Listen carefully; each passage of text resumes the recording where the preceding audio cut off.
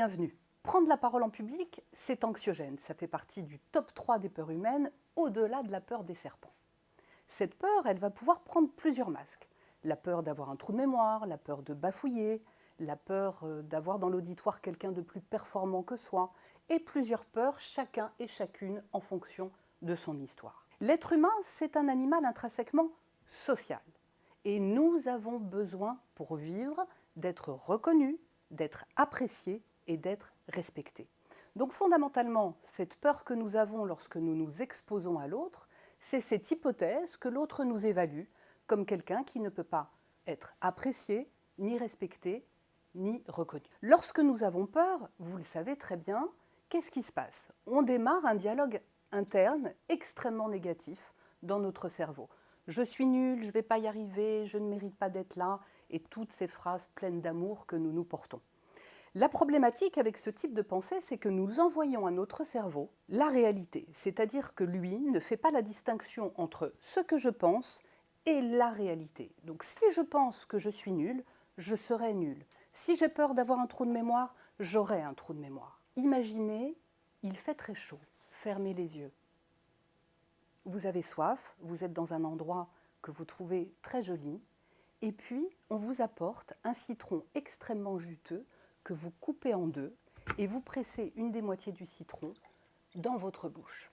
Moi, je commence à saliver alors qu'il n'y a pas de citron. Encore une fois, le cerveau ne fait pas la différence entre ce que je pense et la réalité. Il y a quelques années, il y a eu la première femme bionique en France. Elle avait perdu son bras dans un accident de voiture. Le chirurgien décide de lui greffer un bras. La seule condition pour que l'opération fonctionne était de manipuler son cerveau pour qu'il pense qu'elle avait deux bras. Donc l'exercice qu'elle devait exécuter des semaines en amont de cette opération était tous les jours de se placer devant un miroir et de faire ce mouvement pour qu'avec le reflet, le cerveau pense qu'il y a deux bras. Première recommandation que je peux vous faire, fonctionnez comme les sportifs de haut niveau qui, à l'aide de leur coach, visualisent leur épreuve se déroulant parfaitement bien, jusque dans les moindres détails, le bruit du public, les odeurs, la sensation dans le corps. J'attire votre attention sur les informations que nous envoyons quotidiennement à notre cerveau et qui influencent considérablement la relation que nous avons avec nous-mêmes, aussi bien que la relation que nous avons avec les autres. Donc cette peur de prendre la parole en public, elle est double. 1, j'ai peur que l'autre m'évalue comme nul.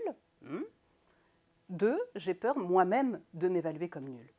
À cela s'ajoute la croyance d'être transparent, puisqu'en effet, lorsque je m'expose à l'autre, j'ai l'impression qu'il lit en moi comme dans un livre ouvert et qu'il découvre ce que je m'évertue à cacher au quotidien au travers de jeux de rôle plus ou moins bien huilés.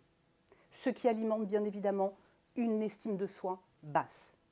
L'éloquence, ce n'est pas réservé à quelques privilégiés. On ne tombe pas dans la marmite de la prise de parole en public à la naissance, ça ne fonctionne pas comme cela.